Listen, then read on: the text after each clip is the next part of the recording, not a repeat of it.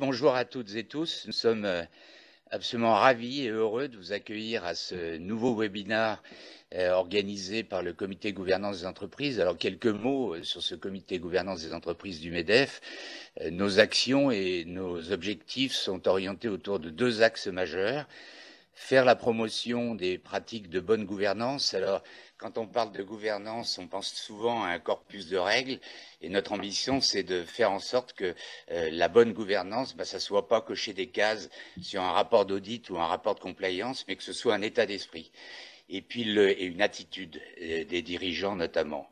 Et puis le deuxième point, c'est de faire en sorte que de plus en plus, on inscrive la dynamique des entreprises et que la gouvernance soit impliquée dans cette dynamique-là, qu'on inscrive l'action des entreprises dans des logiques de long terme. On a tous en tête les ravages du court-termisme, et ce sujet du long terme est un point essentiel. Alors, quand on veut réussir cette dynamique entrepreneuriale et le développement d'une entreprise sur le long terme, il faut embarquer l'ensemble de ces parties prenantes. Alors, il y en a de nombreuses. On parle beaucoup maintenant, évidemment, des salariés, des fournisseurs, des clients. Et puis, on a toujours parlé de la partie prenante actionnariale, c'est-à-dire les actionnaires. Et quand on regarde un petit peu le paysage aujourd'hui, quand on parle des actionnaires, les actionnariats, on pense investisseurs institutionnels, actionnaires représentant des fonds d'investissement, souvent activistes. On parle aussi de quelques gros actionnaires industriels. Et puis, depuis quelques années, on ne parle plus du tout de l'actionnaire individuel, alors qu'en réalité, quand on regarde, quelle que soit d'ailleurs son origine, qu'il provienne de l'actionnariat salarié ou un actionnaire personne physique, alors qu'en réalité, ils sont une forme de stabilité pour le management de l'entreprise, et ça nous ramène à cette logique de long terme.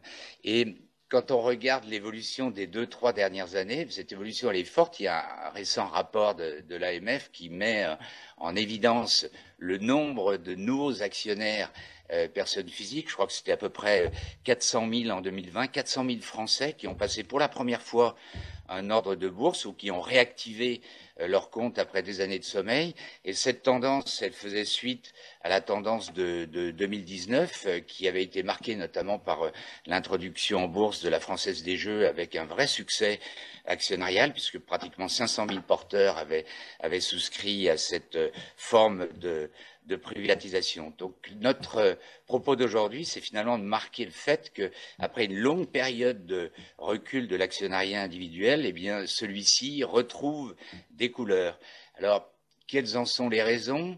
Cette évolution, elle est probablement multifactorielle.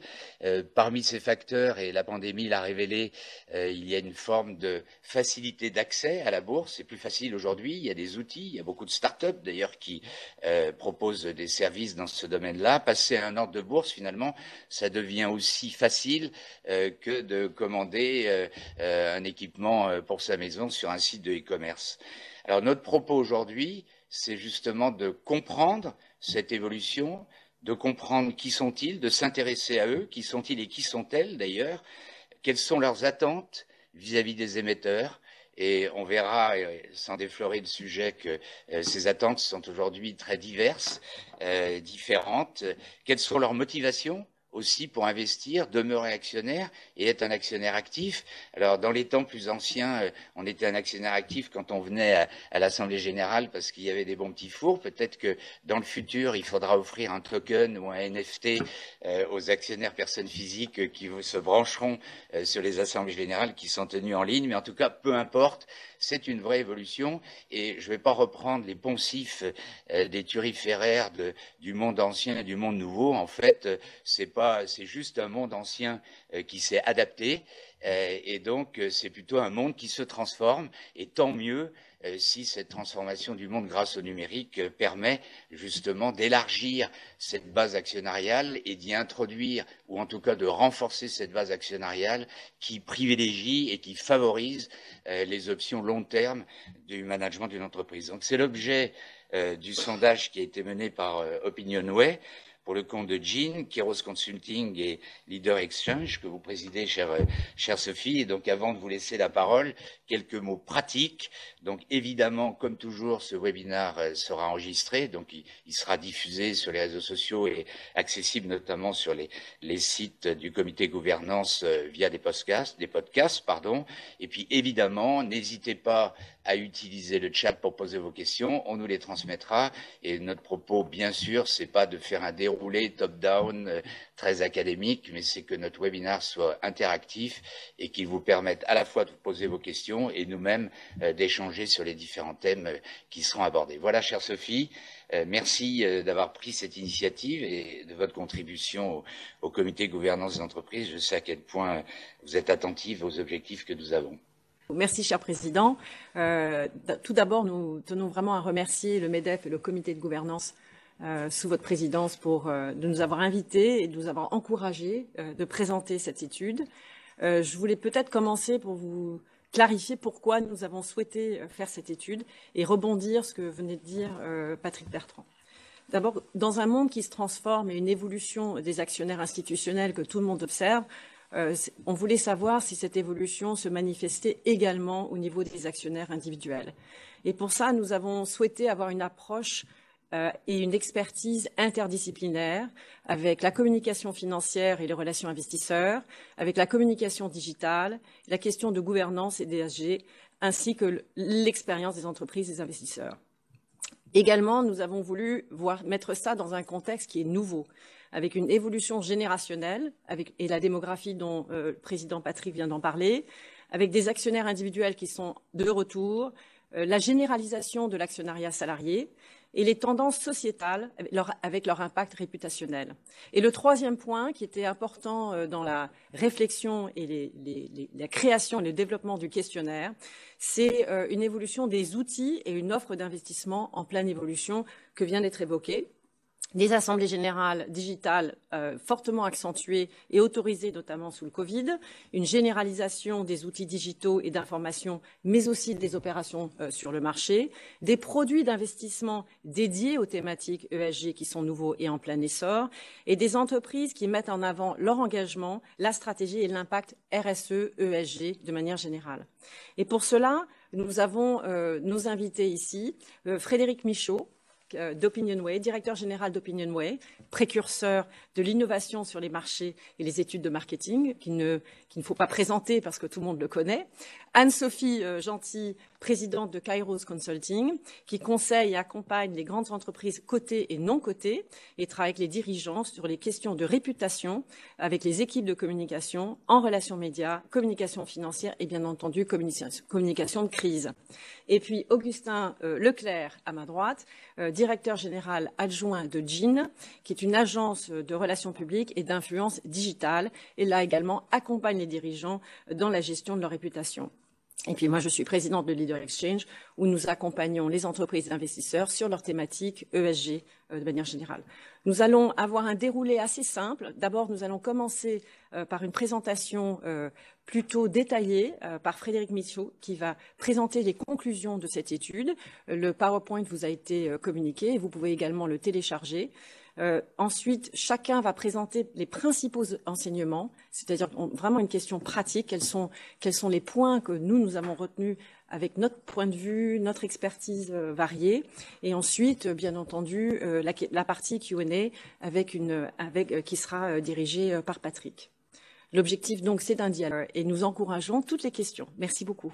Merci, bonjour à tous. Alors, peut-être avant de détailler les résultats de ce panorama des actionnaires individuels, en France, vous indiquez la méthodologie que nous avons utilisée dans le cadre de cette enquête, qui est une méthodologie assez classique.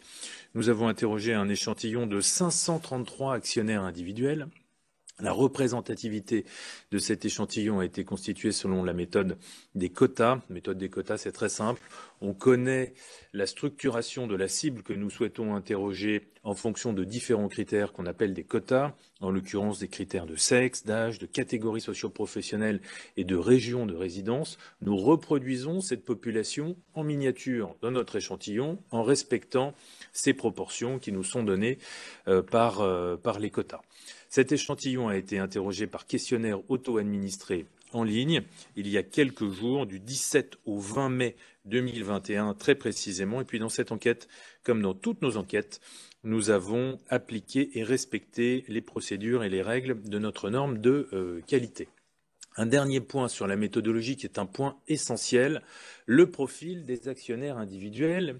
Et je vais comparer ce profil à la structure de la population française. Et vous allez voir qu'il y a d'abord de vrais écarts. D'abord, quand on regarde le profil en termes de sexe, on se rend compte que les actionnaires individuels sont très majoritairement masculins. 72% d'entre eux sont des hommes, un gros quart, 28%, sont des femmes, alors que dans la population française, nous avons 52% de femmes. Donc on a un déficit en termes de représentation féminine parmi cette population des actionnaires individuels. De la même façon, la répartition en termes d'âge, de structure générationnelle n'est pas identique. Parmi la cible des actionnaires individuels, 62% ont plus de 50 ans, c'est seulement 47% dans le grand public. Alors on a 13% de jeunes de moins de 35 ans parmi les actionnaires individuels, c'est quasiment 2 fois moins que dans le grand public. En termes de catégories socio-professionnelles ou d'activités professionnelles, là aussi nous observons des déséquilibres, mais qui étaient un peu plus attendus. Les catégories socio-professionnelles dites supérieures, ce sont les catégories de l'INSEE que nous avons reprises, représentent 41% des actionnaires individuels, c'est seulement 25% des Français. Et puis à l'inverse, les catégories populaires, c'est-à-dire les employés, les ouvriers, sont sous-représentés parmi les actionnaires individuels. On en compte 14%, c'est 2 fois moins que dans le grand public. En revanche, la répartition géographique est, elle, assez bien équilibrée et correspond relativement bien à la structure de la population française. Voilà pour cette partie introductive technique. Passons maintenant aux résultats avec une première partie consacrée au choix des sociétés dans lesquelles investir. Et cette première question, en haut, en bleu, vous avez l'intitulé exact de la question. En l'occurrence, c'est une question ouverte. De combien de sociétés cotées en France détenez-vous des actions? Et puis en dessous, vous le voyez, vous avez les différents items de réponse avec les pourcentages correspondants. La moyenne du nombre de sociétés cotées en France détenues par ces actionnaires individuels s'établit à 6. Il y a assez peu de variations quand on regarde le détail des résultats. Il y a un seul élément qui les fait varier, c'est le niveau de revenu du foyer. Quand le niveau des revenus du foyer est inférieur à 2 000 €, on a 3 sociétés cotées en moyenne qui sont détenues. Quand le revenu est plus élevé, quand il est supérieur à 3 500 € mensuels, là on monte à 7 sociétés cotées détenues en France. Je précise bien qu'il s'agit de la France. Quelles sont les raisons qui ont conduit ces actionnaires individuels à acheter des actions de sociétés cotées? Vous le voyez, il y a une raison majoritaire qui se détache, c'est la volonté de faire fructifier son patrimoine à long terme en générant une plus-value dans plus de 3 ans. C'est une réponse qui est citée par 57% des personnes que nous avons interrogées. C'est d'ailleurs la seule réponse majoritaire. On voit bien que là, nous sommes dans vous parliez de long terme, nous sommes vraiment dans cette stratégie patrimoniale de long terme, d'ailleurs assez éloignée de l'image peut-être un peu classique du boursicoteur en quête de rentabilité immédiate, de ce côté un peu joueur de casino. On n'est pas du tout dans cette logique-là, dans ce que nous avons mesuré dans cette enquête. Le complément de revenus, c'est la deuxième motivation. Elle est beaucoup plus basse, elle est citée par 28% des personnes interrogées. C'est d'ailleurs une motivation un peu plus masculine que féminine. La fructification de son patrimoine à moyen terme ou à court terme, ça représente 23% et 12%, c'est pas rien, mais on voit bien que c'est quand même secondaire dans les motivations qui sont avancées. Et puis il y a un point qui est important et qu'il faut souligner, 18% des actionnaires individuels que nous avons interrogés ont acheté des actions de sociétés cotées parce qu'ils sont salariés de l'entreprise dans laquelle ils ont investi. Et ce 18% monte même à 32% chez les 18-34 ans. Donc les plus jeunes, eux, s'inscrivent davantage dans leur entreprise en achetant des actions de leur société. Quelles sont les sources d'informations qui sont utilisées par les actionnaires individuels à la fois pour suivre l'activité et l'actualité des sociétés dont ils sont actionnaires, mais aussi pour prendre des décisions d'achat ou de vente de ces actions? La hiérarchie est à peu près la même, il y a des variations dans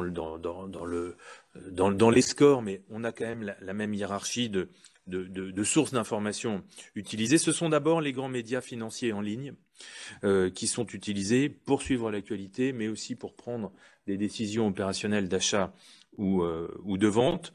Devant les sites internet des entreprises qui intéressent ces actionnaires individuels, les forums en ligne sont également utilisés, mais on le voit dans une moindre mesure.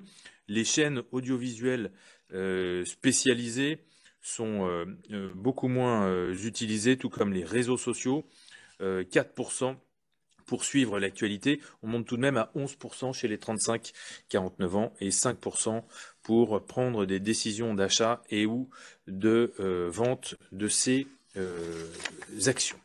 Après les sources d'information, quels sont les critères qui sont jugés les plus importants pour l'achat ou pour la vente d'actions? Alors évidemment, sans surprise, nous sommes dans un univers économique, c'est les résultats financiers de l'entreprise qui sont cités comme étant importants par 91% des actionnaires individuels, donc c'est massif. 50% d'entre eux nous disent que c'est très important, c'est évidemment le premier critère sur lequel on se fonde pour prendre ce type de décision. Mais ce qui est particulièrement intéressant, c'est de noter que ce critère ne fait pas le vide autour de lui. Il y a toute une série d'autres critères qui sont jugés importants et dans des proportions très élevées. Et ça nous a un peu surpris. On s'attendait à ce que ces différents critères soient cités, mais sans doute pas à des niveaux aussi élevés qui sont sans doute révélateurs d'un état d'esprit nouveau. D'abord, la réputation de l'entreprise. C'est jugé important par 88% des actionnaires individuels. Ensuite, sa raison d'être, c'est-à-dire la conception de son rôle dans la société, au-delà de son strict périmètre d'activité économique, sa contribution au bien commun. Ça, c'est un élément important pour 3/4 des actionnaires individuels. Et puis, de la même façon, 62% d'entre eux jugent important la politique de l'entreprise dans laquelle ils souhaitent investir en matière de développement durable. Donc, évidemment, les résultats financiers sont centraux, mais on voit bien qu'il y a d'autres éléments connexes qui sont aussi jugés très importants par des majorités très larges d'actionnaires individuels. Après les critères, les attentes à l'égard des dirigeants des sociétés dont on détient des actions, il y a deux attentes principales qui se détachent des réponses. D'abord, on attend des dirigeants qu'ils aient une vision claire et précise pour l'entreprise, et que cette vision soit communiquée. Et puis ensuite, on attend évidemment, j'allais dire, des performances, c'est-à-dire qu'ils atteignent les objectifs qu'ils se sont fixés. Et là, on retrouve bien la cohérence avec, évidemment, les objectifs économiques qui pèsent dans les critères d'investissement. Ce sont là les deux attentes principales, les deux seules attentes majoritaires. Il y en a d'autres, mais elles sont un peu plus secondaires. D'abord, on attend des dirigeants qu'ils puissent articuler la stratégie avec des objectifs de performance précis. Ensuite, qu'ils incarnent des valeurs qui sont partagées par les actionnaires individuels. Là aussi, on voit la cohérence avec les résultats précédents. Cette incarnation des valeurs, elle est d'ailleurs beaucoup plus attendue par les actionnaires féminins. 42% chez les femmes, 29% chez les hommes. Les hommes, eux, attendent davantage des dirigeants d'entreprise qu'ils soient des leaders sur des thématiques importantes pour l'entreprise. On voit bien des différences comme ça d'attente entre les hommes et les femmes. Et puis en bas de tableau, le fait d'être présent, visible sur les réseaux sociaux pour communiquer la vision, la stratégie, les valeurs, etc. Tout ça, c'est important, mais seulement pour 13% des actionnaires individuels. je note tout de même que c'est important pour 48% des actionnaires de moins de 35 ans. Hein. Donc pour les jeunes, la question des réseaux sociaux, vraiment une question qui est centrale, et on voit bien que c'est un outil que doivent investir les dirigeants des sociétés cotées. Passons maintenant à la deuxième partie qui concerne l'importance des assemblées générales d'actionnaires, avec cette première question très descriptive, mais qui nous permet de faire un constat factuel. En tant qu'actionnaire, comment exercez-vous votre droit de vote? Premier élément d'analyse très intéressant, 30%, hein, c'est quasiment un tiers des actionnaires individuels nous disent, donc il faut quand même l'avouer, qu'ils n'exercent pas leur droit de vote. On monte même à 37% chez les femmes, seulement 20% chez les hommes, et c'est beaucoup plus faible chez les moins de 35 ans. Ces jeunes actionnaires sont très investis et exercent leur droit de vote. Ce 30% se transforme en 13% chez les moins de 35 ans. Mais tout de même, on a un tiers environ des actionnaires individuels qui ne votent pas. On a eu une forte abstention aux élections régionales, comme vous l'avez vu. C'est un peu le cas aussi, hein, ici, avec des actionnaires qui sont désengagés. Alors tout de même, là, la majorité vote. Elle vote par correspondance dans 27% des cas, en donnant procuration au président du conseil dans 19% des cas, ou en donnant procuration à un autre actionnaire dans 12% des cas. Au total, la majorité, 58%, vote à distance.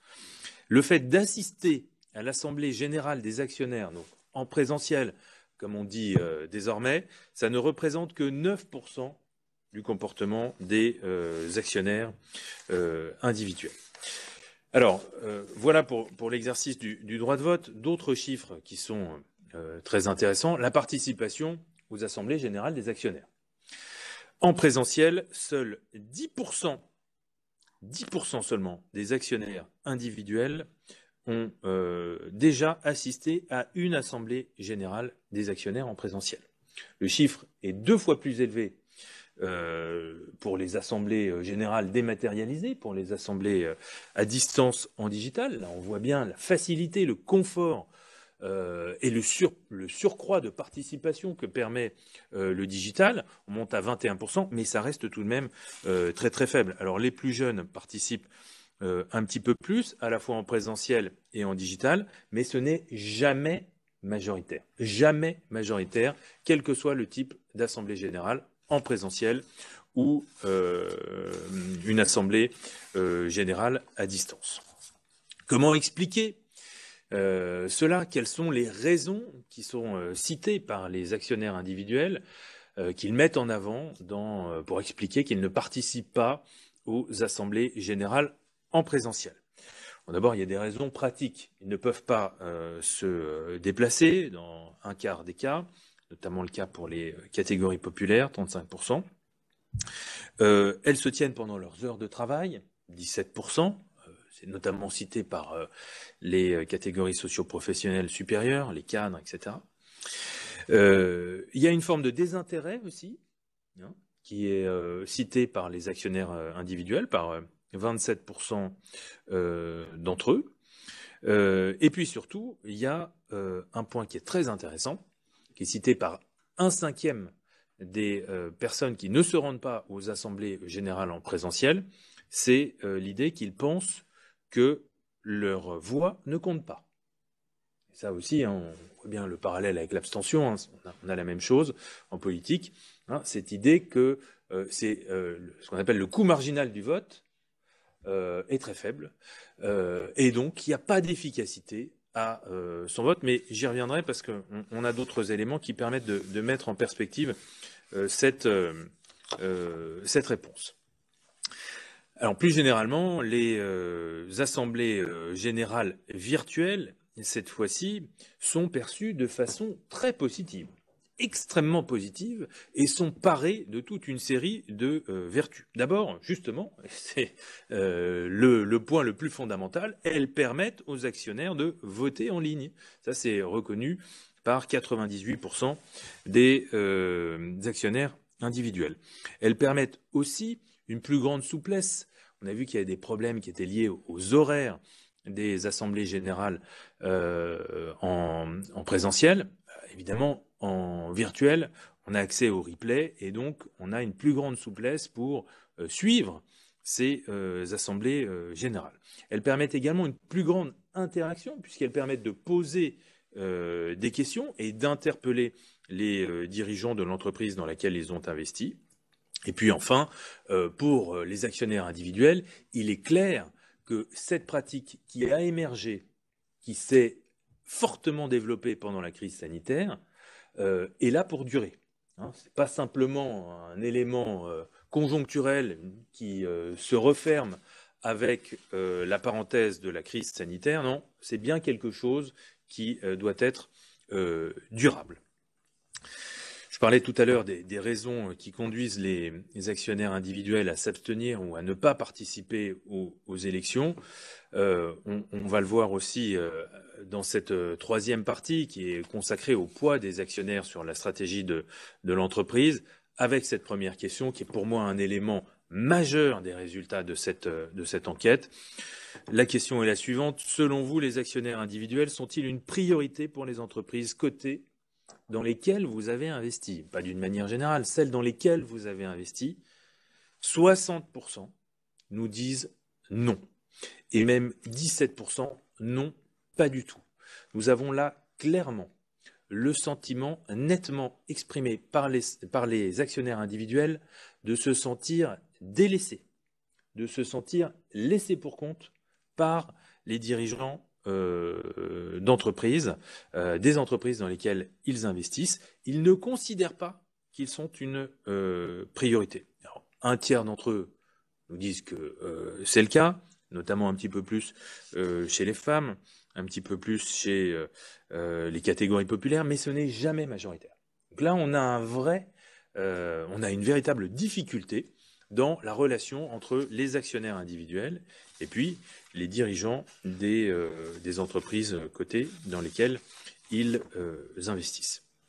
Pour régler ce problème, il y a toute une série de moyens qui permettraient de promouvoir les actionnaires individuels.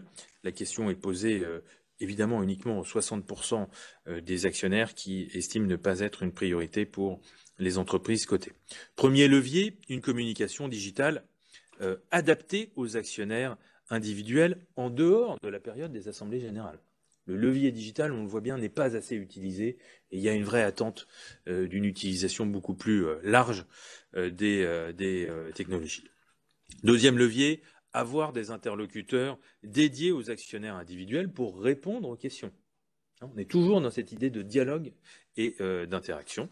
Et puis enfin, avoir un espace digital dédié. Voilà, c'était la dernière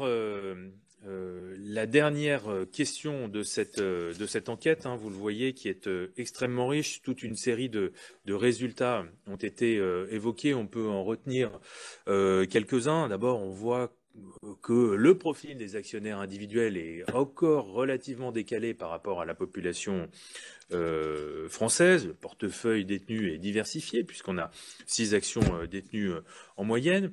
On a, et c'est un point très important, j'insiste à nouveau sur cet élément, des actionnaires qui se sentent délaissés par les entreprises dans lesquelles ils investissent, qui se désengagent d'une certaine manière de ces entreprises.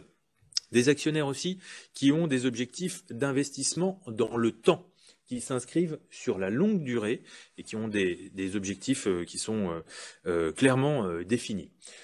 Autre point qui est sans doute révélateur d'une transformation, d'une évolution de l'état d'esprit des actionnaires individuels. Ils sont certes toujours très attentifs aux résultats financiers, mais ils prennent aussi en compte de nouveaux éléments, la réputation de l'entreprise, la raison d'être, et évidemment les actions qui sont réalisées en matière de développement durable. Voilà pour les principaux résultats de cette enquête. Je vous remercie pour votre attention. Merci Frédéric, absolument passionnant et ça soulève plein de questions. On en a reçu beaucoup sur le chat, donc évidemment on les reprendra, mais je trouve que c'est important que nos invités sur cette table ronde rebondissent. Alors juste un point, il y a tellement de choses intéressantes, mais quand on intègre bien le fait qu'on est dans une ère digitale, on peut comprendre qu'un certain nombre de personnes ne s'intéressent pas à la démocratie actionnariale, puisque on est quand même encore un peu dans un schéma où on n'est pas bien informé de la date de l'Assemblée, on est informé par un papier qui arrive.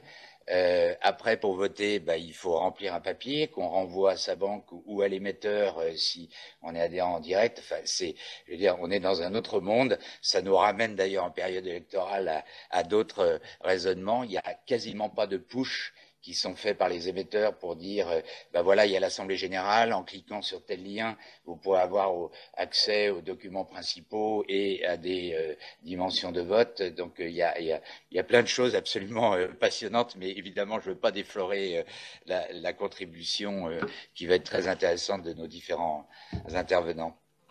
Anne-Sophie voulait intervenir.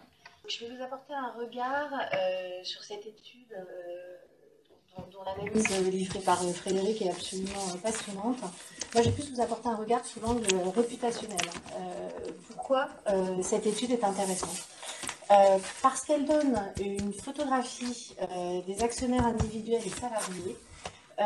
Et qu'est-ce que ça nous montre? C'est qu'ils peuvent être des soutiens précieux qui peuvent accompagner le développement d'une entreprise, et j'y reviendrai, et notamment les jeunes. Je trouve que tout l'enseignement sur les jeunes est extrêmement intéressant, et j'y reviendrai un peu plus tard, mais je pense que Augustin, tu vas y revenir sur la partie digitale. Et à l'inverse, ils peuvent aussi constituer un risque réputationnel pour les entreprises. Juste un chiffre, la réputation, c'est un actif qui est très précieux pour les entreprises. Selon une étude qui date d'il y a quelques années du Forum économique mondial, mais pour moi elle est toujours valable, un quart au moins de la valeur d'une entreprise serait lié à sa réputation. Et aujourd'hui, personne n'est à l'abri d'un sujet de réputation, notamment avec l'essor des réseaux sociaux. Et ce qu'il faut savoir aussi, c'est qu'une réputation, ça prend des années à se construire. Et il suffit de quelques minutes, voire quelques secondes avec les réseaux sociaux pour la détruire, et y compris un cours de bourse. C'est-à-dire que le sujet de réputation devient aussi un sujet de communication financière, et les actionnaires individuels, c'est évidemment un sujet de communication financière. Ce que je vous expliquais tout à l'heure, c'est que notre environnement a changé. Depuis quelques années, on a une montée de la part de voix des parties prenantes, dont évidemment les actionnaires individuels et salariés, parce qu'il y a l'essor des réseaux sociaux et des forums. C'est beaucoup plus facile pour des actionnaires individuels, qui sont d'abord des citoyens, d'interpeller directement une entreprise ou ses dirigeants, de signer des pétitions. Vous allez sur change.org, c'est très facile de signer une pétition, et aussi d'avoir de la visibilité. Et on le sait, Augustin vous le redira très certainement, un tweet ou un post peut devenir très vite viral. Il y a un autre sujet qui est extrêmement important, et je trouve que ça commence à évidemment impacter la communication financière des entreprises, c'est que l'opinion publique demande de la transparence. Et il y a un thème qui est extrêmement important et qui ressort aussi beaucoup en digital, c'est que le moral prime sur le légal. Et on le voit aussi dans les assemblées générales, où les entreprises se font beaucoup plus interpeller sur les sujets de RSE, de rémunération des dirigeants, et même hors AG, toute l'année. Ce sont des sujets sur lesquels les individus, les citoyens peuvent se mobiliser, et évidemment les actionnaires individuels et salariés. Et puis, c'est le point sur lequel j'ai un petit peu développé il y a quelques minutes, je crois que le spectre de la communication financière des entreprises s'est beaucoup élargi. Et si certes, la communication financière reste une affaire de spécialistes, quand on parle aux investisseurs institutionnels, quand on parle aux fonds, qui souvent constituent la majorité du capital, des actionnaires du capital d'une entreprise, ça devient aussi l'affaire de tous. Parce qu'un actionnaire individuel, et on le voit, demande de l'information comme tout citoyen. Simplement, il faut leur parler autrement. Et il ne faut vraiment pas oublier que les actionnaires individuels et salariés sont informés. Et ce sont d'abord des citoyens qui n'hésitent plus à interpeller les entreprises. Autre point qui me semble très important, c'est que les actionnaires individuels, ils peuvent être un soutien pour l'entreprise en matière de réputation positive. Pourquoi? D'abord parce que vous avez toute une frange d'actionnaires individuels qui sont des salariés, et on le sait, et on l'a vu notamment dans l'étude, et plus particulièrement dans les franges plus jeunes, ce sont des actionnaires qui sont engagés, qui peuvent porter les valeurs de l'entreprise. On le sait aussi, les jeunes générations sont très sensibles au sujet de RSE. Et tout à l'heure, je vous disais que le moral prenait beaucoup d'importance, donc c'est aussi tout ce sujet des valeurs. Et si des actionnaires individuels et salariés s'identifient aux valeurs de l'entreprise, ils peuvent être un soutien formidable dans ce qu'un dirigeant va vouloir véhiculer pour le développement de son entreprise. Et bien entendu, et là je regarde surtout les actionnaires salariés, ça peut être aussi très porteur pour le sujet de marque employeur, qui est un sujet qui est extrêmement important dans la communication des entreprises, puisque c'est un moyen de recruter des nouvelles générations, de venir enrichir le recrutement d'une entreprise. Et les entreprises aujourd'hui, on le sait, elles investissent beaucoup sur leur marque employeur. Alors après, l'autre côté de la médaille, c'est la réputation plus négative. C'est ce que je vous disais tout à l'heure. Un citoyen peut interpeller très facilement une entreprise aujourd'hui via les réseaux sociaux. Autrefois, c'était plus compliqué. Il fallait éventuellement passer par un article de journal ou alors exprimer son mécontentement à une AG. Aujourd'hui, n'importe quel actionnaire individuel peut s'exprimer sur les réseaux sociaux, peut signer une pétition, c'est ce que je vous disais tout à l'heure, peut s'exprimer aussi sur les forums, qui sont un lieu extrêmement important, mais ça, je pense que Augustin, là aussi, tu l'évoqueras. Je crois qu'un buzz négatif peut partir très vite. Les actionnaires peuvent aussi agir collectivement. Ils peuvent aussi se retrouver de concert avec des ONG qui viennent interpeller les entreprises. Hein, on l'a vu, c'est des sujets de RSE. Ça va être une entreprise qui va financer des entreprises qui font de l'huile de palme, par exemple, ou bien des entreprises qui financent des sociétés qui font de l'extraction de charbon. Je vous donne des exemples un peu concrets. Et on sait très bien que ça peut aller jusqu'à porter atteinte au cours de bourse d'une entreprise. Donc il faut rester extrêmement vigilant. Aujourd'hui en France, on n'a pas encore des sujets tels que GameStop, où on a vu vraiment des actionnaires individuels se liguer contre des fonds. D'abord parce que la législation n'est pas la même en France, hein, Sophie, je crois qu'on ne pourrait pas voir ce genre de phénomène arriver en France. Mais ce que je trouve intéressant dans le mécanisme, c'est de voir comment à un moment des actionnaires qui étaient isolés, via un forum, peuvent se retrouver collectivement, agir ensemble et venir quand même menacer de manière importante la réputation d'une entreprise, voire le cours de bourse. Et on le sait, il y a aussi des sujets de boycott. Hein, on l'a vu déjà dans le passé sur des entreprises françaises, hein, des individus qui se sont rassemblés pour prôner des campagnes de boycott, également via les réseaux sociaux ou Internet. Et je crois que même si aujourd'hui on n'est pas encore dans ces situations-là, c'est extrêmement important de l'intégrer et d'en tenir compte dans la manière dont on va gérer la communication de l'entreprise. Merci beaucoup Anne-Sophie. Je rebondis sur ce qui est évoqué. C'est vraiment intéressant et je regarde plutôt l'envers de la médaille que le revers.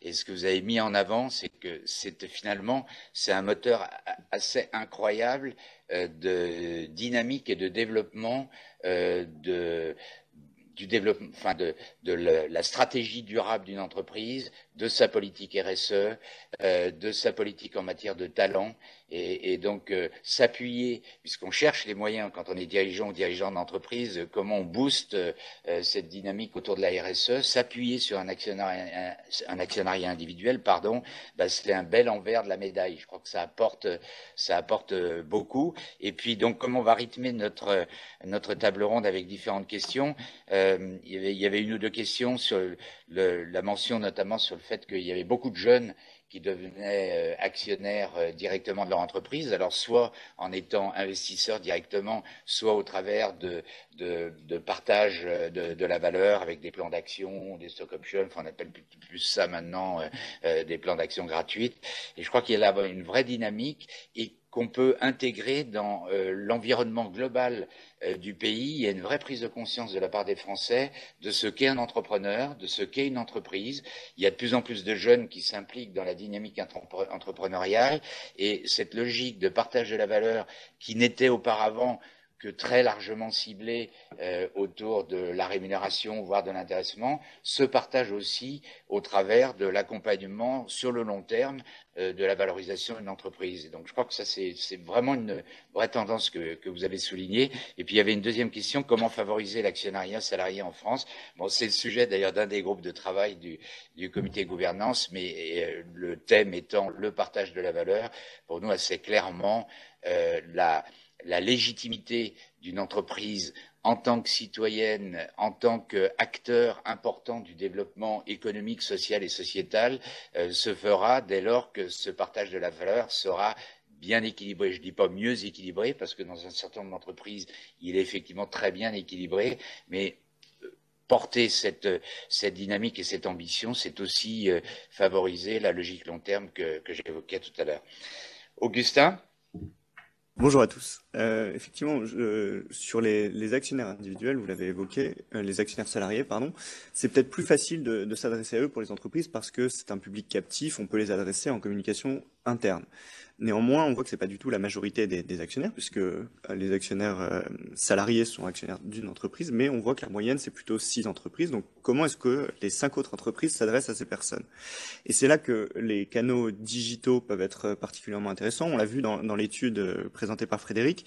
On a une hiérarchie qui peut paraître assez évidente des sources d'information. Les actionnaires vont aller d'abord sur les grands médias. C'est plutôt logique, on le voit dans tous les usages, même en digital, les premières sources d'information vont être d'abord les médias. Mais ensuite, quand on descend dans le détail, on voit qu'apparaissent des sources auxquelles on peut être peut-être aussi habitué. Les forums, Boursorama a été précurseur, Fortuneo également, sont des lieux qui sont convenus, que vous connaissez quand vous êtes dans les relations investisseurs. Vous savez qu'il y a une partie de la conversation qui s'y déroule. Mais néanmoins, avec l'essor des réseaux sociaux, d'autres types de forums, on l'a vu avec GameStop qui a été cité, Reddit aux États-Unis, mais qui fonctionne aussi en France, et d'autres sont en train d'émerger fortement. Les actionnaires sont en quête de bons plans, et donc ils veulent des recommandations. Pour le moment, les entreprises vont s'adresser à ces personnes via des canaux convenus et font peut-être un peu trop l'impasse sur des sources, des nœuds de communication, des nœuds de discussion dans lesquels l'essentiel des décisions d'investissement vont se nouer. C'est d'autant plus vrai chez les plus jeunes. On n'est pas entré dans le détail de l'étude, mais si vous l'avez reçu, vous pourrez voir que les populations les plus jeunes sont davantage encore influencées par les sources d'information digitales type forum et autres. Et les plateformes, les nouvelles plateformes que vous avez évoquées, eToro, Robinhood, dont on a beaucoup parlé ces dernières années, comportent un volet d'investissement, donc ça facilite, ça désintermédie, ça disrupte d'une certaine manière l'achat d'actions. Mais il n'y a pas que ça sur ces plateformes. Il y a aussi tout un volet de discussion, d'information dans lequel les investisseurs, les actionnaires dialoguent, se partagent des bons plans, des informations dont ils disposent sur les entreprises. Et ce lieu-là doit aussi être investi par les entreprises parce que si vous n'y êtes pas pour communiquer, vous allez laisser à d'autres le soin de communiquer pour vous, ce qui peut être dangereux parce qu'il peut y avoir des informations incomplètes ou erronées qui peuvent avoir un impact sur votre cours de bourse. Donc c'est important de savoir où est-ce qu'on parle de vous pour ensuite aller, après cette phase d'écoute, s'adresser à eux au bon endroit. Et ça fait le lien avec ce qui a été très fortement indiqué dans l'étude, c'est la volonté d'information. Les actionnaires individuels sont en quête d'information. Ils veulent qu'on s'adresse à eux, pas uniquement en période d'AG, mais tout au long de l'année. On est exactement dans le parallèle qui a été fait avec les élections. Les votants, les électeurs ne veulent pas qu'on s'adresse à eux qu'au moment des élections, mais être informés toute l'année. Bah là, c'est pareil. Et donc, il faut établir des canaux de communication. Il faut savoir s'adresser à eux de façon plus récurrente. En tant que communicant, si certains d'entre vous sont concernés, vous savez que la place dans les médias traditionnels est de plus en plus limitée. Il faut savoir capter l'attention au bon endroit, au bon moment pour essayer d'avoir un article qui vous concerne. Donc, on sait que la chance est limitée. Donc, il faut être malin, et c'est là qu'on peut devenir son propre média grâce à ces canaux digitaux et la mise en place de plateformes, en mettant en place des outils, des sources d'information à destination de ces actionnaires qui vont bypasser, au sens positif du terme, les médias, parce que, comme ça vous concerne, c'est trop auto-centré, c'est sûr que ça ne peut pas forcément intéresser les médias, néanmoins ça intéresse vos actionnaires, et donc ça va leur apporter des informations dont ils souhaitent, enfin celles qu'ils souhaitent recevoir. Donc il y a toute une frontière nouvelle à conquérir pour les communicants, qui est d'établir ces canaux pour parler aux actionnaires et en convaincre d'autres. Vous l'avez dit, il y a de nouveaux actionnaires qui arrivent. Les sujets de rentabilité, d'épargne, de comment est-ce qu'on va davantage pouvoir avoir un complément de rémunération, c'est quelque chose qui va être prégnant dans les années qui viennent. On parle beaucoup des sujets de retraite. Je pense que le sujet de comment compléter sa retraite ou sa rémunération va passer aussi par l'actionnariat, et donc allons convaincre, notamment grâce au digital, ces potentiels investisseurs, parce que je pense qu'ils vont être attentifs à vos messages si on sait où aller les chercher. Merci Augustin. Pour rebondir sur ce que vous évoquez, il faudra aussi se poser la question de l'évolution du corpus réglementaire, parce qu'il y a un certain nombre d'entreprises qui se sont mis à développer des outils de communication qui soient modernes et qui permettent justement de parler directement avec des actionnaires individuels. Mais il y a aussi un cadre légal que nous respectons et qui est même indispensable. C'est notamment tout ce qui a trait à l'accès à une information qui serait privilégiée. Mais on peut se poser la question, on a l'occasion d'évoquer, et l'AMF a publié beaucoup de choses autour de ça, mais on peut se poser la question de savoir si, à partir du moment où une entreprise a établi, il y a une forme de relation au travers d'un onglet site web qui est un chat, etc., à partir du moment où l'information devient publique et il est possible à tout le monde de lire ce qui a été dit, la question, la réponse de l'entreprise, etc., on peut se poser la question de savoir si on n'est pas dans un cadre qui respecte les contraintes en matière d'information. Et puis ce que vous aviez évoqué, on a encore du travail quand même à faire sur ce sujet de communication, parce que franchement, et c'est une des questions que nous avions, c'est comment favoriser l'implication des actionnaires. Bon, clairement, vous avez apporté la réponse. Je ne vais pas revenir sur l'analogie, mais si un petit peu l'analogie avec les élections politiques, mais je veux dire, qui lit une profession de foi de candidat envoyé en papier? Bon, qui lit le rapport annuel envoyé en papier? Il l'est de moins en moins, il est maintenant consultable en ligne. Donc il y a aussi une forme de synthèse et de communication régulière à réaliser pour pouvoir impliquer effectivement les actionnaires, personnes physiques dans cet environnement. Merci beaucoup, Sophie. On vous laisse rebondir aussi sur le sondage qui a été présenté tout à l'heure. Je voulais peut-être rebondir sur ce que vous disiez tout à l'heure au niveau des regroupements au niveau des réseaux sociaux. Un des phénomènes relativement récents, c'est la difficulté d'accès aux rapports d'analystes par les actionnaires individuels, ce qui font que, par définition, ils vont rechercher l'information ailleurs. Ce qu'on retrouve en ligne, c'est uniquement les recommandations elles-mêmes, mais pas la réflexion et l'analyse. Et donc, si on veut que l'actionnaire individuel ait un raisonnement et une approche intelligente et informée, eh bien, la réglementation qui empêche la communication des rapports d'analystes ouvre la voie à une discussion qui n'est pas forcément fondée sur les faits. Moi, j'aimerais bien revenir un petit peu sur le fait, et c'est ce que vous aviez dit, cher Patrick, que l'actionnariat reflète une culture de société. Et elle reflète une évolution de société. L'évolution, elle est démographique, bien entendu. Elle est sur une capacité économique, de compréhension économique d'un pays, d'une maturité économique. Et puis, elle reflète aussi l'évolution et l'appétit au risque, qui est quelque chose d'assez nouveau en France. Et là, je trouve que le parallèle qu'on voit au niveau des actionnaires individuels, je l'ai observé également au niveau des actionnaires institutionnels. Et c'est ça que je trouve le plus frappant de cette étude, qui n'a pas été l'objet de l'étude, mais qui est déjà très étayée par des recherches académiques et aussi des recherches que nous avons faites avec l'Université de Columbia. La première, c'est la différenciation homme-femme.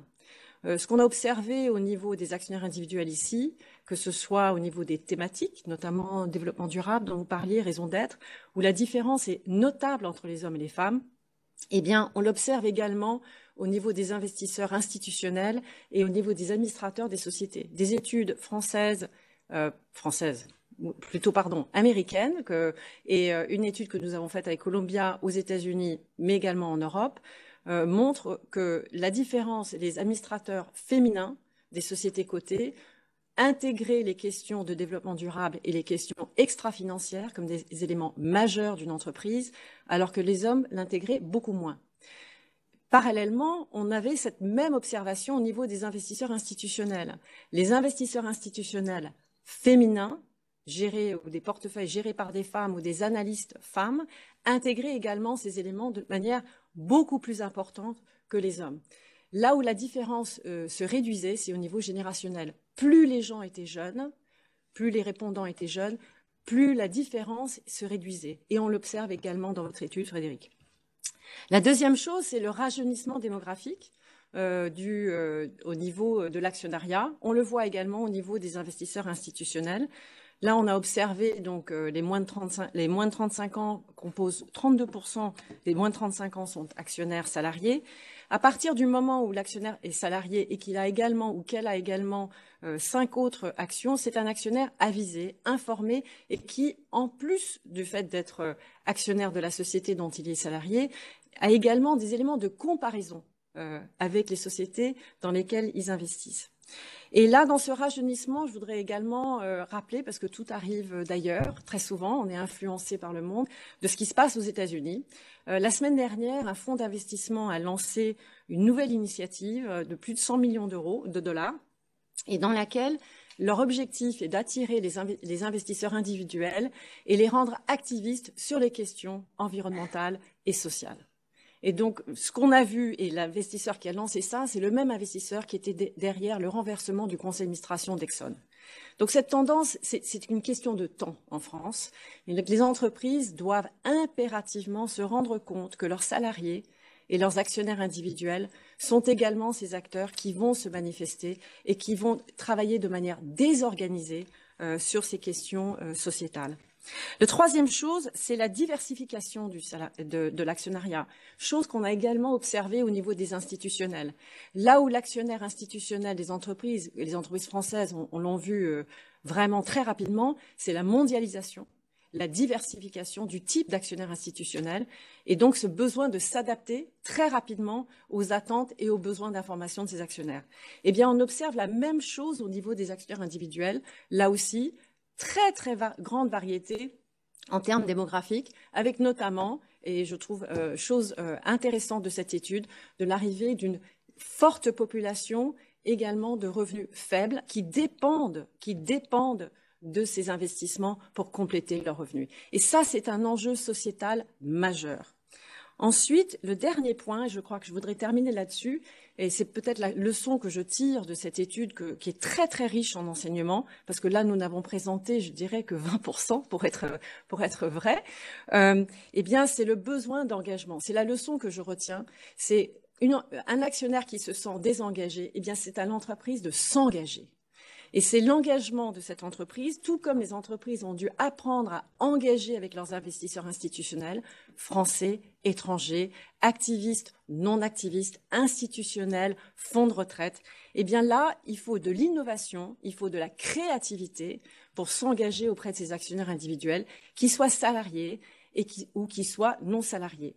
Mais là également, et je retiens ça aussi, c'est cet engagement doit être adapté. Quand on voit que les femmes actionnaires ont un regard très différent des entreprises et des enjeux majeurs au niveau sociétal et environnemental par rapport aux hommes, c'est que peut-être que les messages au niveau de l'environnement et du social ne sont pas considérés comme stratégiques par les hommes et c'est peut-être que les entreprises ne l'ont pas transmis comme élément stratégique. Et donc c'est un effort au niveau des entreprises et pas forcément de l'actionnaire, parce que si le message n'a pas été reçu, c'est qu'il n'a peut-être pas été clairement communiqué. Merci beaucoup. Merci Sophie. Alors, on a encore 2-3 minutes, c'est formidable. On a bien tenu le timing, c'est important aussi pour ceux et celles qui assistent à ce webinaire. Il y a une question sur les clubs actionnaires, n'est-ce pas un peu old school? Est-ce qu'il y a des conseils digitaux pour les animer? Qu'est-ce que vous en pensez, Augustin? Écoutez, les clubs actionnaires peuvent avoir une raison d'être. Je pense que c'est important pour les actionnaires de se regrouper, d'échanger, de partager les bonnes pratiques et des conseils, mais c'est tout à fait envisageable de les digitaliser. Ça peut se faire via des plateformes existantes. Il n'y a pas besoin d'aller créer une usine à gaz. Vous pouvez, via des groupes fermés sur LinkedIn, par exemple, voire Facebook, de la même manière, aller animer une communauté ou aller carrément préempter la discussion sur les forums existants, c'est-à-dire là où les clubs sont déjà actifs. Je pense que c'est une bonne pratique et la première étape consiste à les identifier, parce que parfois on ne sait pas forcément que des personnes se sont regroupées pour parler de leur titre, et ensuite aller leur proposer d'intervenir là où ils sont, parce qu'en fait c'est beaucoup plus facile d'aller là où ils sont que de les faire venir à soi. Donc dans cette logique d'entretenir le dialogue en dehors des AG, il faut aller là où ils sont, et si les clubs existent, tant mieux pour l'entreprise, il faut juste qu'elle commence par les identifier. Merci. Et aussi une question aussi sur la pérennité que vous avez évoquée tout à l'heure sur l'organisation des assemblées générales et de la relation actionnaire beaucoup plus digitalisée. C'est un point que vous avez relevé dans votre sondage. Vous avez le sentiment que c'est profond. Est-ce que c'est réparti par catégorie? Parce qu'on dit toujours qu'il y a les boomers qui seraient pas du tout digitalisés, ce qui est objectivement faux. Et on l'a vu pendant la période de pandémie où il y a eu beaucoup de commandes de catégories de personnes plutôt retraitées. Qu'est-ce qui ressort de votre sondage sur ces profils-là et ces ambitions? Un peu ce que vous venez de dire, c'est-à-dire qu'on a bien vu que la période que nous venons de traverser était un moment d'accélération de l'appropriation des nouvelles technologies et qu'il n'y aura pas de retour en arrière. Il y a un effet cliquet et par conséquent, je ne vois pas comment on pourrait revenir à des assemblées générales strictement en présentiel. Voilà. En tout cas, ce que nous relevons dans l'enquête, c'est une attente très très forte de digitalisation, pas seulement des assemblées générales, mais de manière beaucoup plus large, de la relation entre l'actionnaire individuel et l'entreprise. Peut-être rappeler aussi à ceux qui regardent, c'est que vous avez un webinar justement sur cette question des assemblées générales digitales, et je recommande, qu'il est très bien fait avec des praticiens qui vous vraiment décrivent très précisément comment tenir cette assemblée et les meilleures pratiques. Effectivement, ça marche, il y a des outils, et ce qu'on peut constater d'ailleurs pas simplement dans la relation avec ses actionnaires, mais d'une façon plus globale, la relation avec ses clients, la relation avec les collaborateurs, collaboratrices qui travaillent dans l'entreprise, c'est qu'avec le digital et avec une bonne animation, parce que ça ne doit pas être simplement quelque chose de posé comme ça, on augmente l'implication et on augmente le nombre de participants et de participantes. Donc ça aussi, c'est un vrai sujet, et force est de constater qu'il y a eu, comme toujours, une accélération qui est très liée à la contrainte de la pandémie, mais qui a amené à une vraie prise de conscience. Et maintenant, il faut passer à la deuxième étape, c'est-à-dire que ça a été le canal un peu passage obligé de l'Assemblée générale, parce qu'il y a des contraintes réglementaires et qui sont évidemment très souhaitables.